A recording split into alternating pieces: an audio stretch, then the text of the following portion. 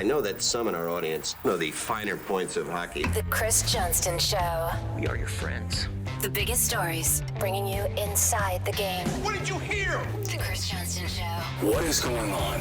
Here's Chris with your host, Julian McKenzie. Part of the game. The final episode of the Chris Johnston Show for 2021. And we only started in late September, but we're at December now. We still have a lot of news to get through. I know hockey's back in the NHL, but we've got a pretty jam-packed final episode of 2021 to go through, CJ. I'm ready to rock, bud. I'm ready to hand out some awards. Look back, look ahead. I think we all need a little look ahead right now. So we'll look back a little bit, try to find out the good things from 2021. But it's going to be a killer 2022 in a good way. I think so, man. I think it'll be a good 2022. I'm still remaining optimistic. And yes, as CJ alluded to, we are calling this our year-end award show. But we do have to get to another big piece of news before we get to that. But we will be handing out some awards. Johnstons, if you will. Not Johnsons. Those are completely different things. The World Juniors. I was very surprised to see that they have been canceled. The 2022 event, the big marquee event around Christmas time that everyone looks forward to, canceled, announced by the IIHF on Wednesday. Just as a basic starter here, I know there were games that were forfeited by teams because of COVID cases. Why weren't Hockey Canada and the IIHF able to keep this tournament going, CJ? Well, with the rules that was being played under, there was just no way to have what we would call a fair tournament. I mean, you already had a couple games, one that was forfeited, one that was due to be forfeited prior to the cancellation officially coming down on Wednesday. And, you know, I just think that there was going to be more games forfeited. And so at a certain point, I mean, we're talking about a pretty small, short run tournament as it is. If there's all these forfeitures, if there's going to be an outbreak, you know, a number of officials had actually contracted COVID. So, you know, some people are just talking about 4 cases, you know, that had happened, you know, during the tournament on teams with players. But, you know, there was other people around the tournament. Unfortunately, my colleague Mark Masters of TSN, you know, came out and mentioned that he got COVID. So, you know, I think that Omicron might be a variant that can't quite be bubbled. You know, it's not to say there weren't some maybe mistakes made here or things that could be learned for the future. But if you were going to have a situation where one player on a team required the whole team to quarantine, which is what the rules were around this particular tournament, there was just no way to go forward and get it in. And so it's awful. I mean, I feel for everyone who put months into it, which is, you know, basically all the team staff, the players. You know, I'm hopeful, and it seems like there is a fair amount of will to try to find a way to conduct it later in the year or into 2022. And so maybe that'll be a way to find a silver lining to this. But yeah, it was pretty shocking news when it came down. But really, when they looked at it with the disease experts and doctors, there was just no way they were going to be able to control the spread of the variant during the event, and it was going to wreak havoc with it even more than it already had. So I'm curious about the nature of these bubbles in Red Deer and Edmonton. Were there really any? Or like, how did it work for the players out there that it got to this point? They weren't as tight as what last year when it was a fully, completely bubbled environment. Players basically couldn't mix with each other hardly at all, you know, away from the rink, you know, kind of like we saw in the NHL bubble back in August and September 2020.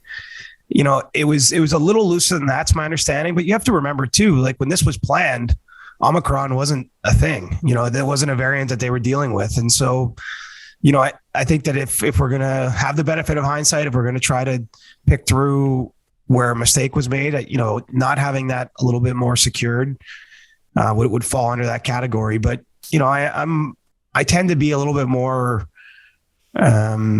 open-minded about it, or I can understand how that happened. And, you know, as this went along, they did tighten their protocols and everything they could, but you know, there still was some community exposure for the players. And, you know, no one's insinuating here that any of the players did anything wrong or anyone that got the virus. I don't think they were breaking any rules. It was just they couldn't keep the environment as secure and COVID-free as possible. And so, you know, maybe that's a takeaway. But, you know, there's an expense to that. There needed to be some foresight. And at the time when this was being planned, you know, COVID wasn't running nearly as rampant as it is today. What have you gathered from some of the reactions from coaches, players, people close to the tournament with regards to the tournament being canceled?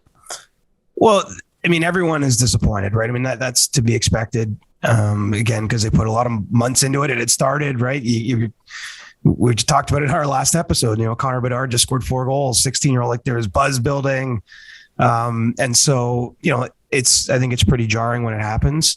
I've seen a couple of the European teams and people associated with those teams be quite critical of what went down.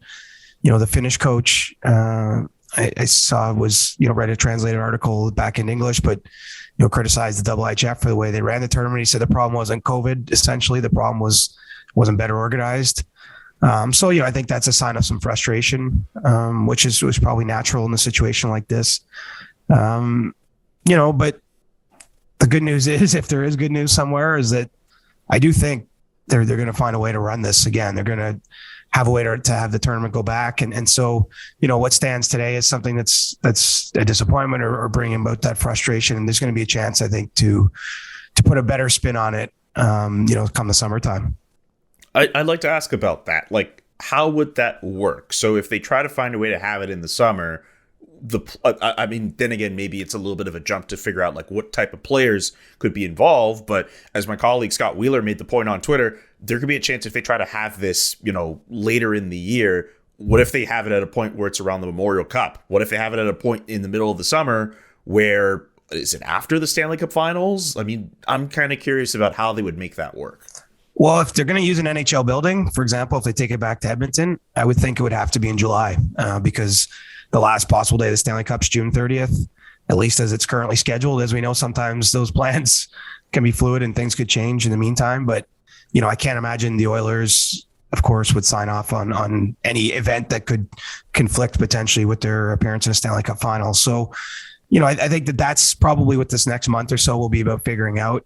It does appear as though it's going to be a tournament held in Canada. Canada kind of had the rights, quote unquote, to the 2022 event. And so, Hockey Canada will have to work with the IHF and figure out where is it best to take it out of Edmonton. Is there somewhere else it can go? I mean, if you have it in a junior building, for example, somewhere in Canada, you don't have that same concern potentially about a conflict with the Cup final. And so, I think that there's going to be a way to do it. It's going to take some planning that hasn't happened yet because so much of the effort was just on staging the tournament that still should be playing today, had things gone better. But, I think that's how it'll work. It sounds like, I saw Luc Tardif, the president of the IHF, mention that players that are eligible now would still be eligible then. So if someone turned 21, for example, in the meantime, that would be addressed that way. And I think that's, let's be reasonable. That's the only fair way to tackle that. And so, where there's a will, there's a way. And there really does seem to be considerable will out of this. You didn't get this feeling like, oh man, we've screwed this up. Well, we'll see what happens next year. I really think they're going to find their way around those challenges, and it might be a July World Juniors. I mean, Christmas in July, right? That's what with the a lot of the stores market and stuff like that. Maybe it can work for this in a one-off, and certainly it would be great for the individual players and those that maybe are coming away from this worried that they're going to miss their one shot at being part of an event like this one.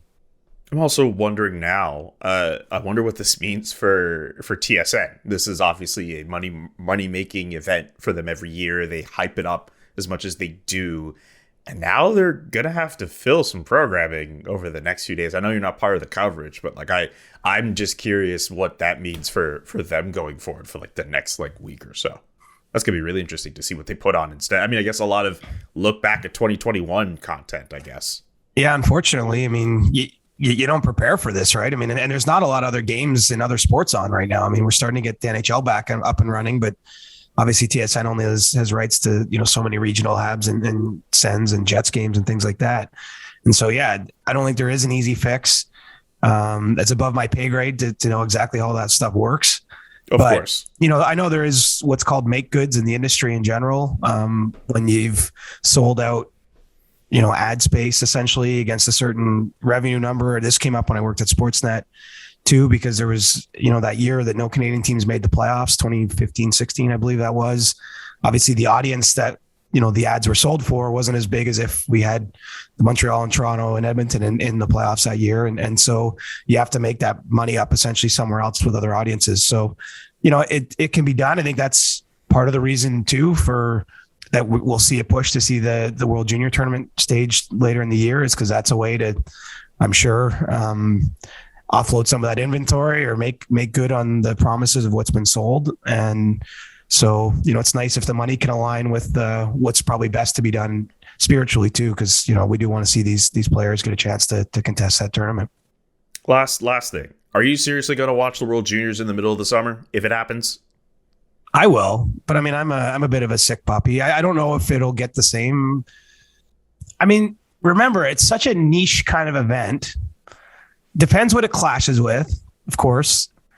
But I think that it will still draw pretty good audiences. I'm not saying it'll be the same as. I mean, there's something great about having it over this Christmas window, when we're all luxuriating and not working too hard, even if we're working, and just kind of being chill. We all get a little bit more TV time available to us, I think, now. And so, yes, look, I saw their Boxing Day rating for the Czechia Canada game was like the best it had been in 4 or 5 years for Boxing Day for TSN. Really? It's going to be tough to hit those kind of numbers, I would think, but I still think it'll be a big success. And given that it's going to probably be a one-off, I think it might be kind of cool too. And under those circumstances, just sort of normal went out the window over almost 2 years ago, man. So we've seen all kinds of sports played at times we were not used to seeing them played. I mean, Tampa lifted the Stanley Cup in September of 2020 in a bubble in Edmonton. So why can't we give out a World Junior gold medal in July or whenever it ends up being? That's a good point, I guess. 4 or 5 years, really? I didn't realize it was that good, and that was for Czechia. Yeah. I might have said it wrong again. Sorry about that, but I said Czechia, but I'm not 100% convicted that that's the right way. I'm still learning. Someone on Discord actually, I think it's Czechia actually. Someone on Discord actually made the point that it's Czechia, not Chechnya, or because Chechnya is actually of course a region in Russia. Yes, exactly. Today's sponsor of the Chris Johnston Show is Athletic Greens.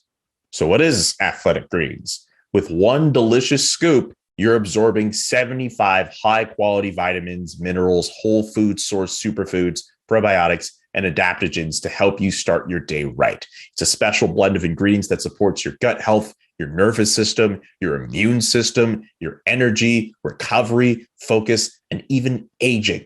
Literally all the things. And it's also very lifestyle friendly, whether you eat keto, paleo, vegan, dairy-free, or gluten-free, has less than 1 gram of sugar, no GMOs or nasty chemicals or any of that stuff, or any artificial stuff as well. And it still tastes really good. Right now, if you are trying to, be a little bit more fit in your life, or be a little bit more active, trying to eat a little healthier, Athletic Greens is going to give you a free 1-year supply of immune supporting vitamin D and 5 free travel packs with your first purchase. All you have to do, visit athleticgreens.com/Johnston. Johnston it's CJ's last name, so I don't think it's that hard to spell, but athleticgreens.com/Johnston is the website. You got to go visit in order to take advantage of this great deal and also take ownership over your health and pick up the ultimate daily nutritional insurance. So with that, this concludes the talk on the World Juniors. Now we talk about the Johnstons. Hopefully this could be something of a tradition that happens at the end of every calendar year, where we look back at the year and we hand out some fictional awards to people or things that we thought were cool from this past year.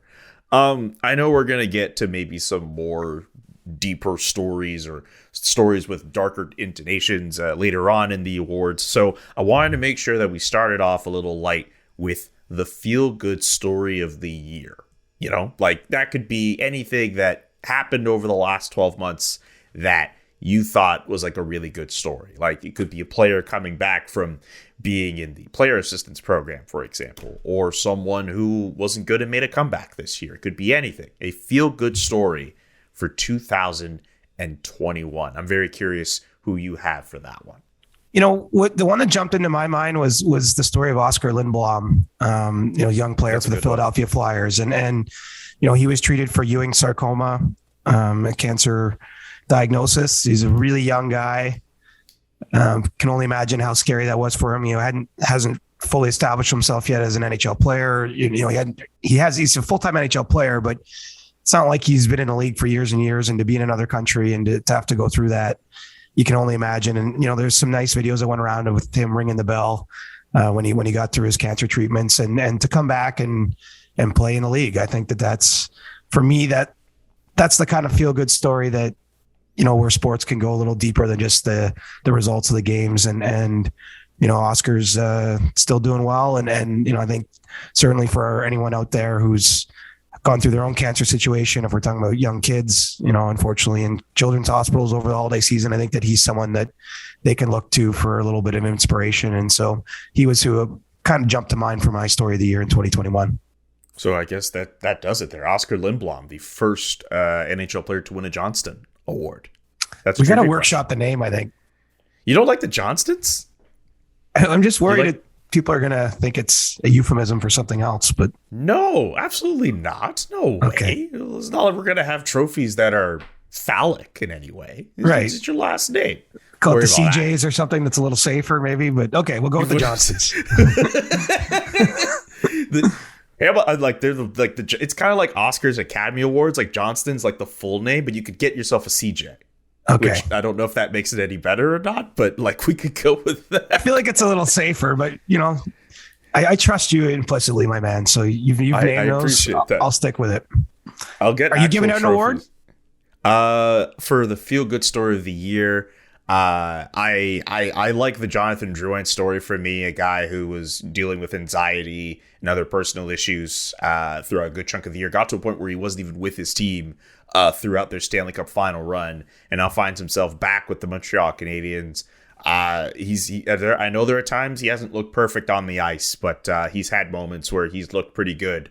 And he's healthy and he's able to play again. And I wasn't sure what the Canadiens were going to get from him, but I'm happy to see that he's back on the ice and he seems to be at peace with everything going on. So I will give my feel-good story of the year to him, to Jonathan Drouin of the Montreal Canadiens. I think he's worthy of that one. So yeah, you're right. I should give out my own for some of these too, actually. I thought of it as like, yeah, everyone wants to know what CJ has to say, but sometimes people want to know what I have to say too, I guess. Favorite player this year, and it doesn't have to be like an MVP thing. It doesn't have to be like, okay, well, Connor McDavid was great and he's the best player this year. He could just be someone you just really enjoyed watching just this year, period. It could be NHL, it could be any league you want, I guess. Just anyone you just got a kick out of seeing them play well at any point during the year. Yeah, I mean, this is no disrespect to Connor McDavid. I actually looked up the stat this morning. He's like 155 points in the calendar year 2021. So, I mean, insane. If we're handing out the best player of the year, we would know who it would be. But for me, my favorite player actually was Kirill Kaprizov from Minnesota. And, he's actually a little bit over a point a game in his first 85 NHL games. And, his career began actually right at the start of January with the beginning of last season. And I just thought for a player who was very much hyped, I know Mike Russo at The Athletic's been writing about him for like 3 or 4 years. In Minnesota, they were waiting for him to come over from Russia. He finally comes.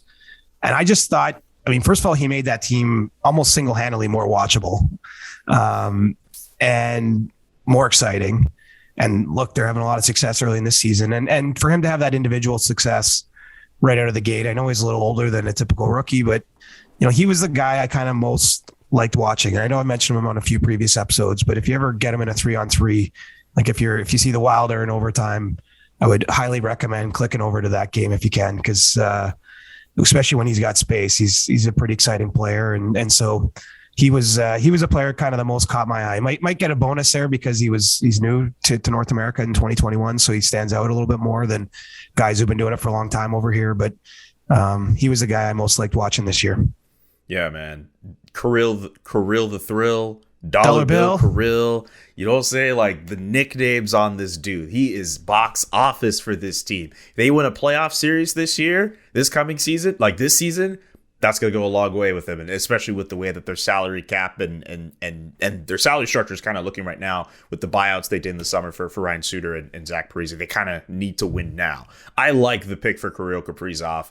I'll give mine to Alexander Ovechkin, though, because he's put himself in the MVP conversation in the NHL at his age. Somebody who will go down as the greatest goal scorer I have ever seen in my life.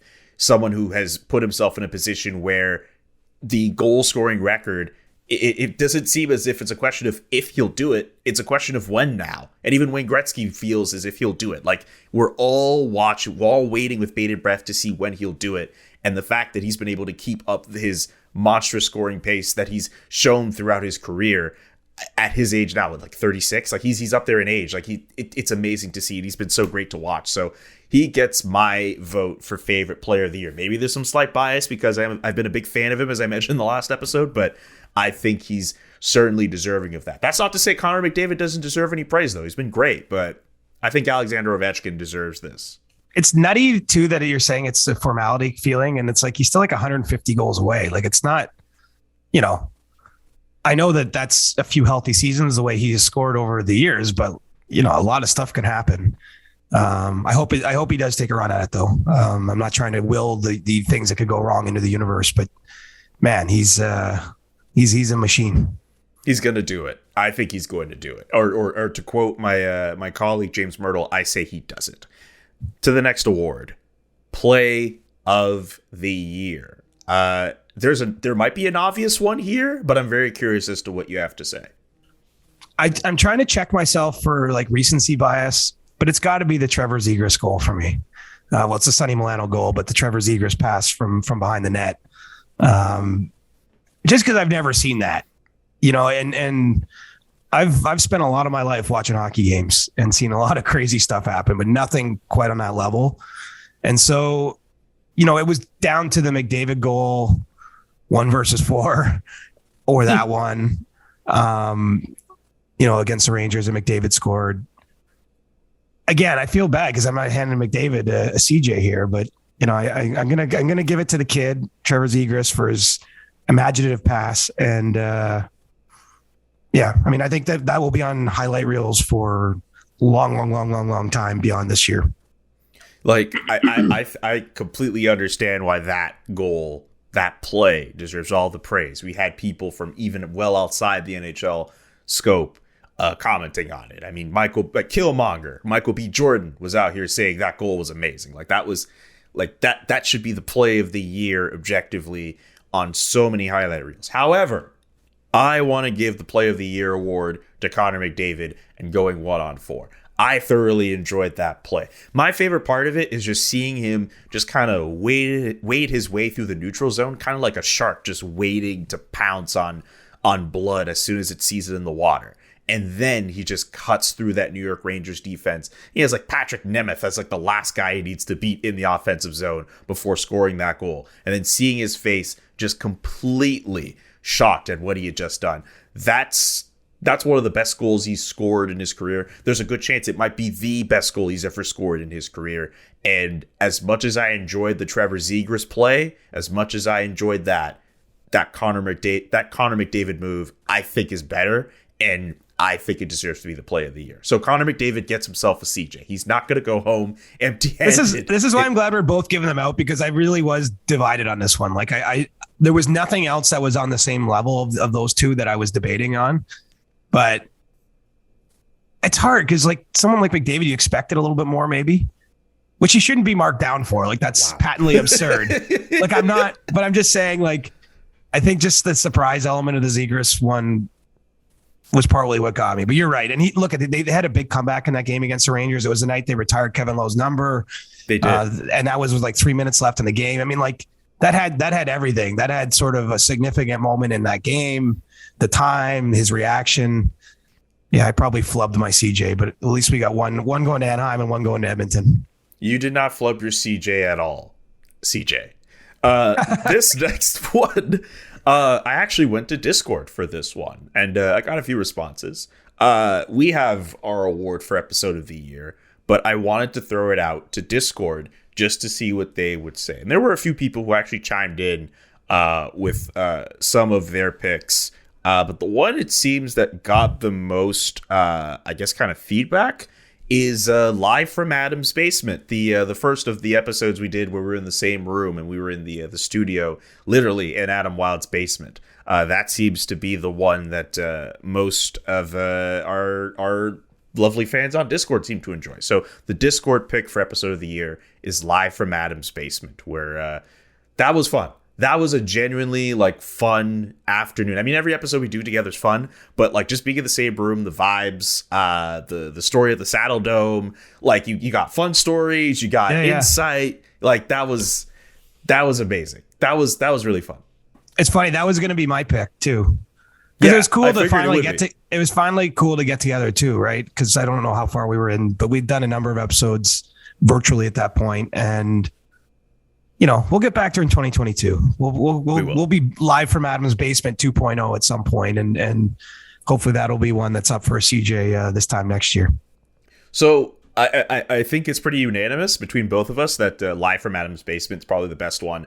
I want to say joining TSN is a strong honorable mention, because I think that episode, like just to kind of peel the curtain back here, like we were trying to like plan out for the show, and I was ready to be like, okay, we'll mention TSN, we'll mention all these other things going on. But like the night before, you were just like, nah, dude, we're just going to talk about TSN, just go in on it. And I still can't believe how honest and at times vulnerable you were throughout the entire process. And I understand it wasn't easy for you to do, but the fact that you were willing to just kind of bear all with that and explain your process and explain why you made the decisions that you did, I think brought out this whole other side to you. You're not just this guy who's just like an insider robot just working on covering hockey. You're a human at the end of the day. And I think it was one of the more humanizing episodes we could do. So I think that's like a close second for me in terms of episodes.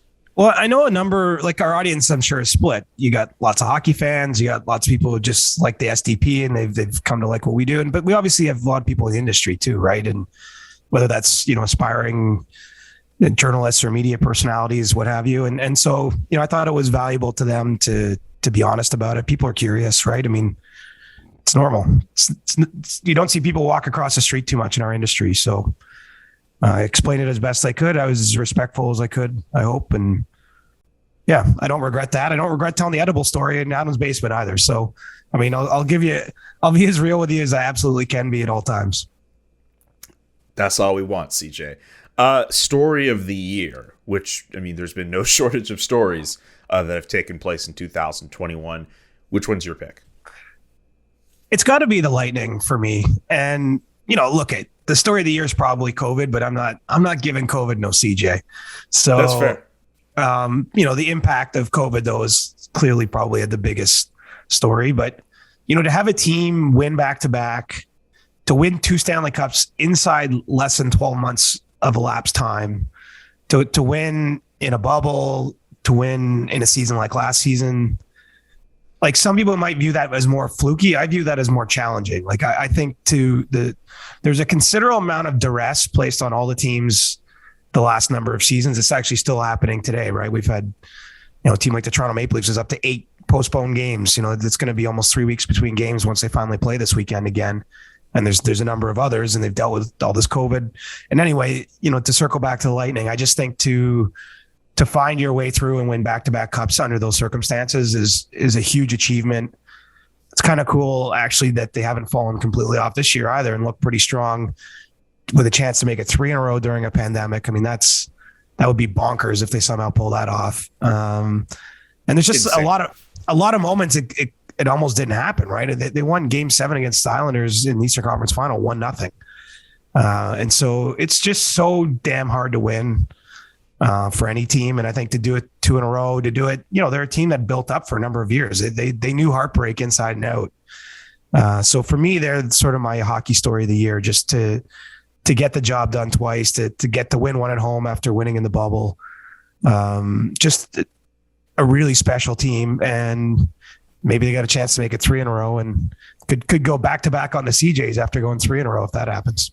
That's actually possible. I'll say this. The Tampa Bay Lightning, I don't think it's a dispute anymore. They are the best team in the salary cap era. I know the Pittsburgh Penguins have also won back-to-back. I understand that there are other teams who have tried to find ways to fit under the salary cap and get the success that they've had. But the Tampa Bay Lightning, not only did they won back-to-back Stanley Cups in the COVID era while trying to, maneuver through a salary cap. I understand. What about Chicago? You don't think the Chicago of the 2010s gets in there? Or? Of the salary, I mean, I get it. I understand. They got 3 out of it, and they were able to just kind of reload. That's a really good point. But the Tampa Bay Lightning and the challenges that they were able to face in these last few years, they won 2 Stanley Cups within 365 days. Like, we passed like the anniversary of the first one. I think it's just incredibly impressive. And I think the Blackhawks, from a hockey standpoint, in terms of building the cup, winning teams that they did, I understand they deserve that context. But I think the Lightning, to me, just what they were able to do in spite of what was going on around them, just to me, that's a bit more impressive. And they still look like a cup contending team now. If they win 3 consecutive championships, I don't think we question. There's no way you question. I'm not even questioning it now, personally. But I think the Tampa Bay Lightning are the team of the salary cap era in my eyes. That's just how I see it. They're definitely in the conversation. I'm just not handing them that just yet. Because the cool thing is the first iteration of that team was in the Cup final in 2015, right? They lost to the Blackhawks. But, the sort of wave with the Killorns and Tyler Johnsons and Stamkos and Hedman, they were all in a cup, and then, man, they got to the 2017 Game 7 of Eastern Conference Final and they lose. I think 2018 against Washington, they lost in Game 7.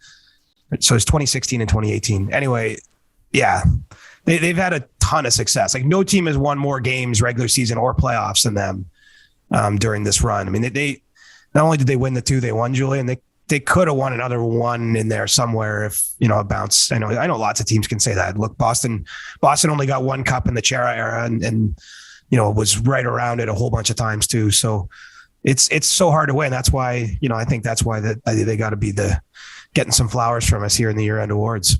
Absolutely. For my story of the year, this does get a little dark. I thought about a lot of different ones. I think the Canadiens playoff run as it was, that's a big story. I know it pissed off a lot of Leafs fans, but a lot of people got behind the Canadiens despite the team that they were able to ice. The fact that we were trying to figure out whether or not we'd even have a season. I mean, COVID, at the end of the day, it's around us. It's a part of us. We get it. It's going to be a part of these stories. The Logan Mailloux thing as well. That's another story I thought of as well. But there's no other story to me that matters more in the National Hockey League than what happened with Kyle Beach and the Chicago Blackhawks and everything. Just because of how it kind of brought everyone together. As heart-wrenching and as gut-wrenching as it was, it brought so many things to light about hockey media and the story itself and the player, indeed, in looking at his career and essentially how it was dashed before it could ever truly begin. But to also see that even in spite of what was going on, at least from the coverage side, because obviously being a reporter, you focus on that a lot, just seeing how people kind of stepped up and tried to make this a focus and try to make it a thing that we weren't going to forget about as much as we could. And for Kyle Beach, at least now that he's reached a settlement with the Chicago Blackhawks, I just hope for his sake he's able to have some peace of mind knowing that this situation in some way, even if it is only monetarily, has been resolved. But we've seen a lot of great work from people like Rick Westhead and Katie Strang and Mark Lazarus and Ben Pope and every other and so many other local Chicago media members. Like, I just think this story, there's no other story that happened, I guess, beyond COVID that was more important this year. So I think story of the year easily is everything that happened with the Chicago Blackhawks and Kyle Beach.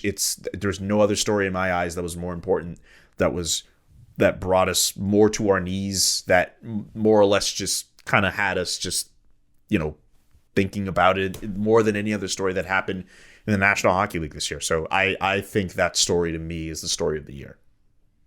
Easily. So, yeah. I got no smart ass comeback to that one. No way. Absolutely not.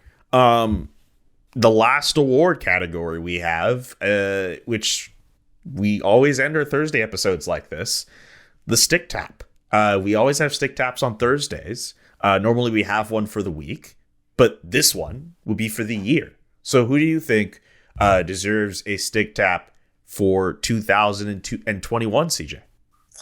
This might not be the spirit of what you want, but it's the one that feels most right to me. Sure. So it's a triple stick tap to Jesse, Adam, and Steve. I like that. To opening to launching their network, to opening their audience to us, to allow us to have a platform with them. It's been a great thing that's happened in my life in 2021, getting to do the show with those guys and to experience this. And so, they get my biggest stick tap because, I think they're doing awesome stuff with, the other pods that are going to. I mean, they've really done something special at a difficult time, right? Let's be clear. This has not been the easiest year to live for a lot of people in a lot of ways. And for them to be building something like this amid the challenges of the pandemic and just to, put themselves out there the way they have, I'm really grateful that you and I get to be part of that with them. And so they get to, I'm sucking up to the bosses a little bit maybe, but I do mean it, that it's really awesome that we get to be part of this together. And I look forward to great things for all of us in 2022. As do I. I sometimes think about that night doing the announcement episode and just kind of thinking of the excitement from all that and just thinking how far we've come from that. And just, this is obviously something that we've been trying to have happen for about a year. I think around this time last year, we were doing the demo actually. And now it's a full-fledged podcast and it has the following that it has. And just seeing everyone in the SDPN Discord and just in the SDPN community just be supportive of us has been really eye-opening and fun. And do you remember, actually, it's a good point you raised. Do you remember what day the season started in 2021? Like, was it January 6th or something, the first day of the season last year? Was it the 6th or the 13th? Was it a little later? I don't remember. Maybe it was. I just remember we were trying to launch like in the week leading up to that. So we were trying, like the original idea for the podcast was to have us launch before that season. We had to wait a little bit longer for it. It was worth the wait. It was worth the wait, man. Oh, yeah, man. But it's actually weird to think of that long back, though. Like, that feels like 100 years ago in my mind. Like, time's playing games with me right now. Seriously. But the coolest thing about it is that, because we could have easily just been like, okay, this show's not happening right now and just not talk. The coolest thing about it was that, like, we still caught up and talked in between all of the waiting. Like, I mean, texts and stuff, and we met up that one time in Toronto, but like, that was cool. Because you could have easily just been like, whatever, like, screw this, I'm just going to work on stuff. But you were nice enough to, keep the relationship going between you and I. Yeah, so I'm grateful to you for that, honestly, before the I believed in it. Honestly, I thought that this was going to be fun. So I wanted it to work, and, we just had to be a little bit stubborn about it. We found our way. We found our way. My stick tap of the year, I mean, I guess in the spirit of you looking at the bosses, I have to give stick taps to everyone who's listened to the show. I think they're deserving of that because we've had the following from pretty much all over the world, not just in North America. And it is impressive every day, the reach that this podcast has and the SDPN has.